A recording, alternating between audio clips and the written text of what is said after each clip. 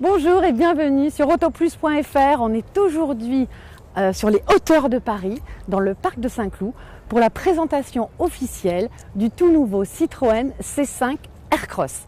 Alors vous vous souvenez certainement, on l'avait découvert l'année dernière à l'occasion du salon de Shanghai, mais c'était la version qui était destinée à la Chine et qui est commercialisée d'ailleurs là-bas depuis quelques mois.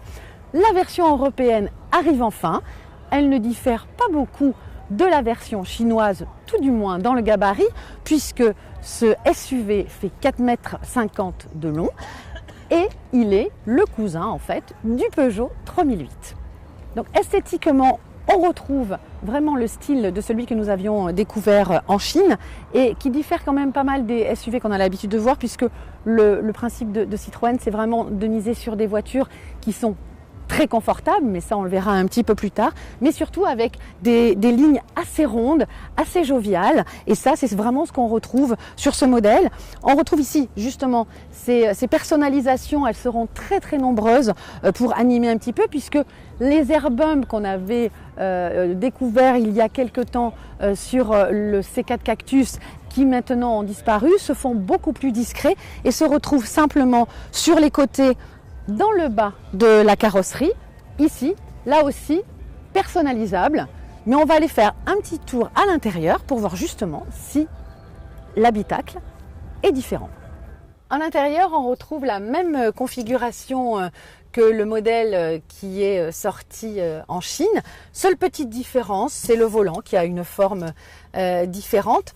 Derrière le volant justement, on a une dalle numérique de 12,3 pouces et puis ici un écran tactile de 8 pouces. On reviendra plus en détail sur toute l'architecture de ce C5 Aircross.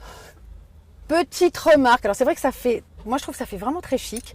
Il faut pas trop toucher parce qu'ici on a des plastiques durs. Alors souvent on sait que ça ne plaît pas forcément quand on fait ce genre de remarques, mais c'est vrai qu'à l'œil c'est vraiment très flatteur. Et puis il y a des sièges très confortables, Advanced Comfort, qu'on a déjà vu sur le C4, le nouveau C4 Cactus. Mais surtout ce nouveau C5 Aircross dispose de suspension à butée hydraulique. Et pour voir quel effet cela fait, je vous invite à suivre notre essayeur Alan Froly pour un petit tour dans ce parc de Saint-Cloud. Effectivement, Agnès, en digne Citroën, le C5 Aircross mise avant tout sur le confort, avec ces fameuses suspensions à butée hydraulique. C'est, pour schématiser, c'est en quelque sorte, c'est comme des petits amortisseurs dans le corps d'amortisseur et qui assurent une qualité de filtration très progressive. Là, on le voit, je viens de passer un petit dos d'âne. La voiture est quand même très prévenante, très moelleuse, et en plus, notre version d'essai dispose de sièges Advanced Comfort qui se distinguent par une mousse plus dense et donc qui participe vraiment à cette impression de moelleux typiquement Citroën. Alors au volant, on retrouve une douceur de conduite typique des modèles PSA. Ici, on a affaire à un moteur 1,6 litre turbo 180 chevaux accouplé à la boîte EAT8 qui est assez douce lors des passages des rapports. Reste à savoir, lors des essais prolongés, si le châssis se montrera plus dynamique qu'avant. Et pour le reste, le C5 Aircross s'apprécie pour sa modularité, puisque au lieu d'avoir une banquette à l'arrière, on a 3 sièges indépendants qui permettent bien évidemment d'installer plus facilement 3 passagers à l'arrière. Et en plus, pour ne rien gâter, il coulisse, ce qui permet d'augmenter le volume de chargement, qui est déjà l'un des plus généreux de la catégorie. Bref, ce premier tour de roue est assez prometteur. Le C5 Aircross a toutes les qualités pour rentrer dans le segment des SUV. On attend avec impatience les essais plus poussés. Après cette première petite prise en main par notre essayeur Alan Froly, sachez que côté motorisation, on retrouvera des blocs essence et diesel de 130 et 180 chevaux.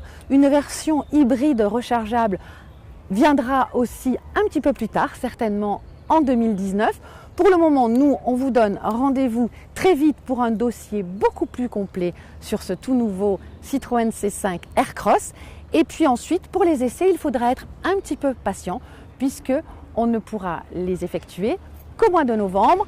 Il en sera de même pour la commercialisation qui interviendra quelques semaines après. À très bientôt sur autoplus.fr.